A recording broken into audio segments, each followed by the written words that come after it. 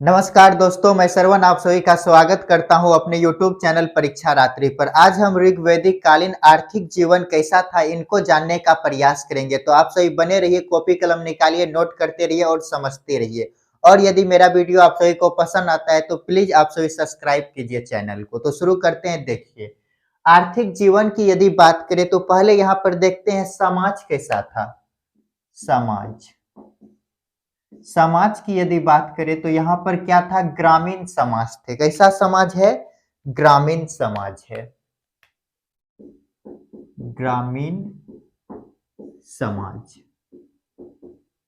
जब समाज ग्रामीण है तो ये कैसा है, तो और कबीलाई ढांचा पर आधारित है। समाज कैसा है? कबीलाई ढांचा पर आधारित। कबीलाई ढांचा। कबीलाई ढांचा पर आधारित है। इसी कारण यहाँ पर जो है कि पशु का महत्व अधिक है। क्या है? पशु का महत्व अधिक। पशु का महत्व अधिक। प्रथम नंबर पर यदि देखें तो पशु को रखा गया है, दूसरे नंबर पर कृषि को। कृषि कृषि को द्वितीयक पेशा कहा गया है। द्वितीयक पेशा। तो देखिए, समाज कैसा है? यहाँ पर ग्रामीण है और कबीलाई ढांचा पर आधारित होने के कारण यहाँ पर पशु का महत्व क्या है? अधिक है, जिसके कारण इसे पहले नंबर पर रखा गया। और कृषि का यहाँ पर द्वितीयक पेशा माना गया, क्योंकि यहाँ पर कृषि की स्थिति ऋग्वैदिक काल में अच्छे नहीं है, क्योंकि यहाँ पर लोहे का आविष्कार नहीं हुआ है, इसी के कारण। तो देखिए, अब इस टॉपिक में हमें पढ़ना क्या है उनको यदि देखें तो यहाँ पर हम पहले पढ़ेंगे पशुपालन। पशुपालन। इसको पढ़ने के बाद देखेंगे यहाँ पर कृषि। कृषि को देखने के बाद देखेंगे यहाँ पर व्यापार वाणिज्य कैसा था। व्यापार वाणिज्य। व्यापार वाणिज्य को देखने के बाद देखेंगे यहाँ पर शिल्प उद्योग कैसा था। शिल्प उद्योग। इसको देखने के बाद देखेंगे यहाँ पर यातायात के साधन क्या थे। पहले देखेंगे विनिमय का साधन। विनिमय का साधन। इसको देखने के बाद देखेंगे यातायात के साधन क्या थे। यातायात के साधन। तो देखिए, हम क्या देखे अभी तक? समाज क्या है, यहाँ पर हम आर्थिक स्थिति को जानने का प्रयास कर रहे हैं। तो यहाँ पर क्या देखे? पहले समाज को हम उठाए। समाज कैसा है? ग्रामीण है और कबीलाई ढांचा पर आधारित है। तो यहाँ पर कबीलाई ढांचा होने के कारण यहाँ पर पशु का महत्व अधिक है और कृषि का महत्व कम है। इसे द्वितीयक पेशा कहा गया है। और इस टॉपिक में क्या देखेंगे? पशुपालन देखेंगे, कृषि देखेंगे, व्यापार वाणिज्य यहाँ पर क्या था, शिल्प उद्योग यहाँ के देखेंगे, उसके बाद विनिमय के साधन क्या थे और यातायात के साधन क्या थे। तो जल्दी से इनको नोट कीजिए और आगे देखते हैं। तो चलिए इसको मिटाते हैं। अब शुरू करते हैं। पहला पॉइंट, पशुपालन।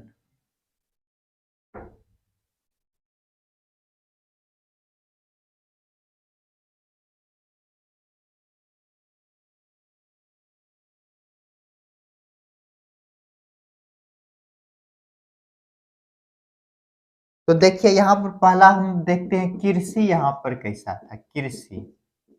कृषि को क्या कहा गया है? द्वितीयक पेशा कहा गया है।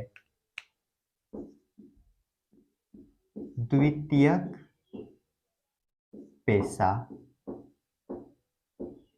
यहाँ पर जो है कि आश्विन एक देवता का नाम आता है, जिसने इसके बारे में कहा गया, इन्होंने मनु को जो है कि बैल चलाना सिखाया। तो एक लिखते हैं पॉइंट, आश्विन देवता। आश्विन देवता मनु को हल बैल चलाना सिखाया। और यहाँ यदि देखें तो ऋग्वेद के प्रथम मंडल और चौथे मंडल, ऋग्वेद प्रथम मंडल और चौथे मंडल कृषि से संबंधित है। चौथे मंडल के जो है 97वें सूक्त में, 57वें सूक्त में कृषि के लिए 24 मंत्र है, 24 मंत्र। और यदि यहाँ पर देखें कृषि संबंधित अन्य शब्दों का यदि प्रयोग देखें तो क्या है, कृषि संबंधित शब्द, कृषि संबंधित शब्द।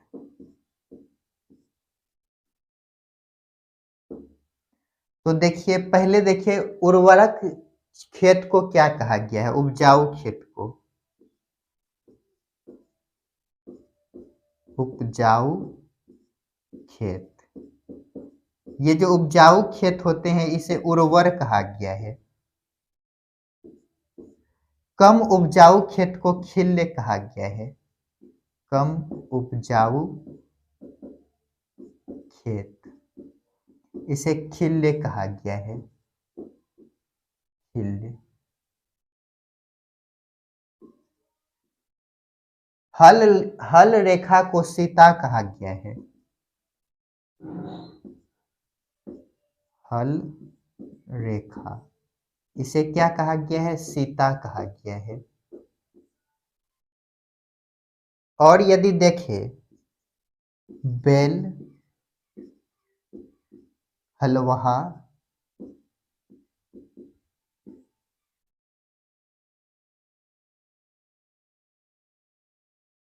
बैल को विक कहा, कीव कहा गया है, कीव। और वे हलवहा को है कीवास।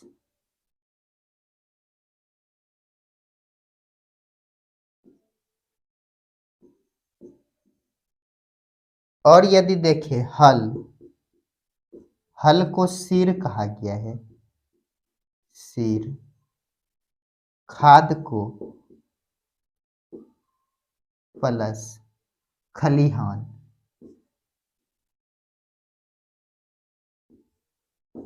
खलिहान। खलिहान को खील कहा गया है, खील। खाद करीब। तो देखिए अभी तक हम क्या देखे, कृषि को क्या कहा गया है, द्वितीयक पेशा कहा गया है। क्या है यह, द्वितीयक पेशा है दूसरे नंबर पर। और आश्विन देवता यहाँ पर क्या करते हैं, मनु को हल चलाना, हल बैल चलाना सिखाता है ऋग्वैदिक काल में। और ऋग्वेद के पहले मंडल और चौथे मंडल कृषि से संबंधित है, और चौथे मंडल के 57वां सूक्त में 24 मंत्र कृषि के लिए है। और कृषि संबंधित अन्य महत्वपूर्ण शब्द देखें तो उपजाऊ खेत को उर्वर कहा गया है, कम उपजाऊ खेत को खिल कहा गया है, और हल रेखा को सीता नाम से कहा गया। ये बहुत इंपॉर्टेंट है, बार बार पूछा जाता है। हल रेखा को किस नाम से जानते हैं, सीता। बैल के लिए विक, और हलवाहा के लिए किवास, हल के लिए सिर, और खाद के लिए करीब, और खलिहान के लिए खिल शब्द का प्रयोग किया गया है। जल्दी से इनको नोट कीजिए। यह खलिहान के लिए खल शब्द है, खिल नहीं, खल। तो इनको मिटाते हैं और आगे देखते हैं।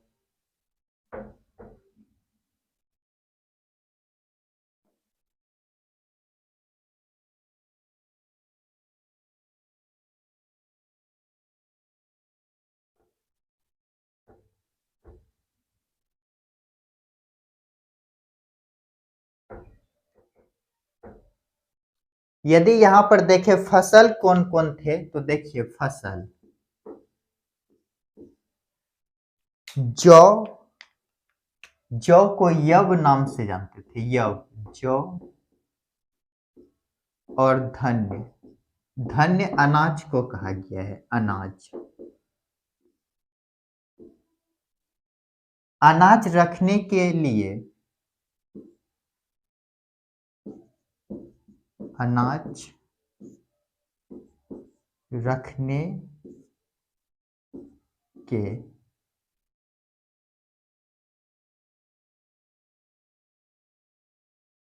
कोठार को स्थिवी कहा गया है, जहां पर अनाज रखा जाता था, स्थिवी। अनाज को मापने के लिए उर्वर शब्द का प्रयोग किया गया है, अनाज मापक, मापक किसमें किया जाता था, उर्दर में, उर्दर। तो क्या देखे, अनाज रखने का के लिए जो कुठार बने होते थे उसे स्थिवी कहा गया है, और अनाज मापक उर्दर। और यदि यहाँ देखे सिंचाई के साधन क्या थे, सिंचाई के साधन, सिंचाई के साधन, यदि सिंचाई के साधन की बात करें तो वर्षा जल, नदी तालाब, नदी तालाब। तो क्या देखे हम, फसल यहाँ पे दो देखे हम, यव, जौ को कहा गया है, और धन्य शब्द अनाज के लिए है। और अनाज रखने के लिए जो कुठार होते हैं उसे स्थिवी कहा गया है, और अनाज मापक को उर्दर कहा गया है। और सिंचाई के साधन क्या देखे, वर्षा जल, नदी तालाब। जल्दी से इनको नोट कीजिए और आगे देखते हैं। तो चलिए इसको मिटाते हैं, अब देखते हैं यहाँ पर पशुपालन कैसा था।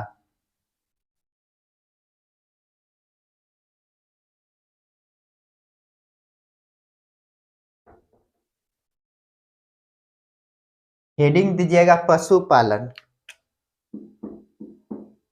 पशुपालन। जैसा कि हम जानते हैं यहाँ पे कैसा था, कबीलाई ढांचा थे, यहाँ पर कृषि का महत्व अधिक था, कबीलाई ढांचा। कबीलाई ढांचा होने के लिए के कारण कृषि का महत्व अधिक, कृषि का महत्व क्या है, अधिक है। अधिक कैसे है, तो कृषि का उपयोग हम कहाँ कहाँ करते हैं, यदि देखें तो यातायात, विनिमय, कृषि और खाद्यान्न के रूप में। खाद्यान्न मिस हो गया, जैसे बैल, जैसे हम बोले बकरी, भेड़, इन सब का क्या खाया जाता था, मांस। और जो दूध देते थे उससे दूध प्राप्त करते थे, दूध प्लस मांस। तो क्या देखे हम यहाँ पर, कृषि, कबीलाई ढांचा होने के कारण कृषि का महत्व अधिक है। इसका उपयोग कहाँ कहाँ करते हैं, कृषि, यातायात, विनिमय, कृषि, यातायात में, यातायात, विनिमय, कृषि, खाद्यान्न। खाद्यान्न में कैसे, दूध और मांस के रूप में। और यदि महत्वपूर्ण यहाँ के पशु देखे तो हेडिंग दीजिएगा महत्वपूर्ण पशु, महत्वपूर्ण पशु। देखते हैं गाय। ये जो गाय है, ऋग्वेद में इसके लिए 76 बार, 176 बार वर्णन है, ऋग्वेद में 176 बार वर्णन, ऋग्वेद में 176 बार वर्णन है, और इसे अधिन्याय कहा गया है।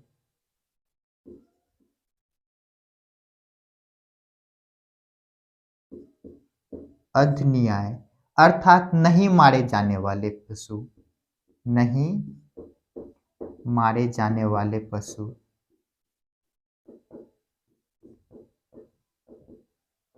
इसे संपत्ति का द्योतक कहा गया है, गाय को संपत्ति का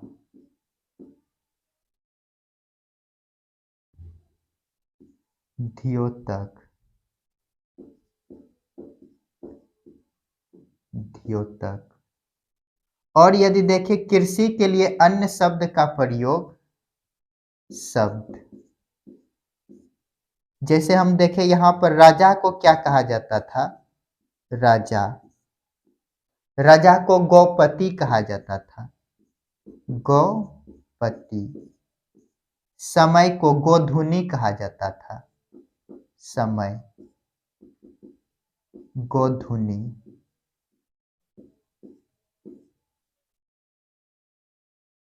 और अतिथि को गोधन कहा जाता था, अतिथि,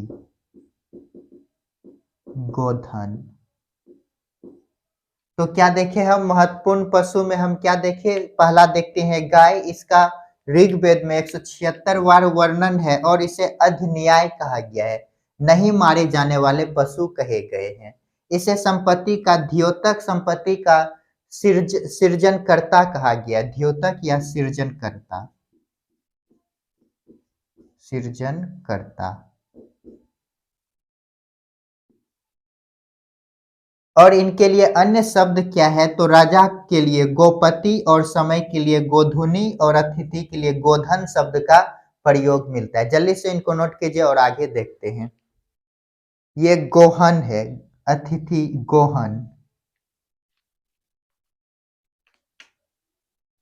गोहन लिखिएगा। तो चलिए इसको मिटाते हैं और आगे देखते हैं।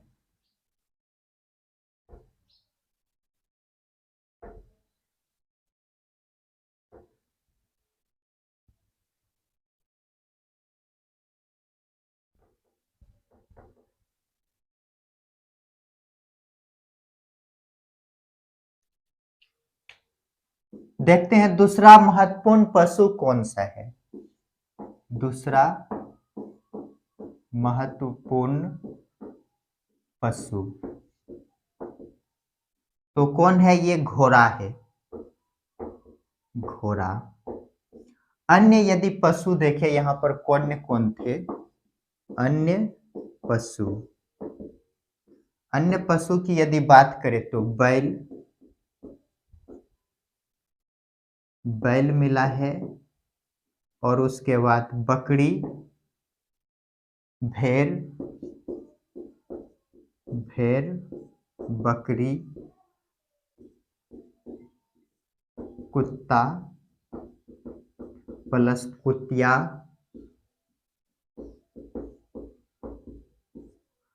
आदि। और यहां से दो पशु नहीं मिले हैं, दो पशु नहीं मिले हैं। वो कौन कौन है, बाघ और हाथी, बाघ प्लस हाथी। तो देखिए क्या देखे, दूसरा महत्वपूर्ण पशु यहाँ पे कौन सा है, तो घोड़ा है। प्रथम कौन सा है, तो ये गाय है। और हम अन्य पशु की यदि बात करें तो क्या देखें, यहाँ पर बैल, भेड़, बकरी, कुत्ता, कुतियों का वर्णन मिलता है। और दो पशु का वर्णन नहीं है, किसका नहीं है, बाघ और हाथी का वर्णन यहाँ पर नहीं मिलता है। जल्दी से इनको नोट कीजिए। तो दोस्तों आज के लिए इतना ही, मिलते हैं नेक्स्ट क्लास में। यदि आप सभी को मेरा वीडियो पसंद आता है तो लाइक, शेयर और कमेंट कीजिए और साथ ही सब्सक्राइब कीजिए। तो मिलते हैं नेक्स्ट क्लास में।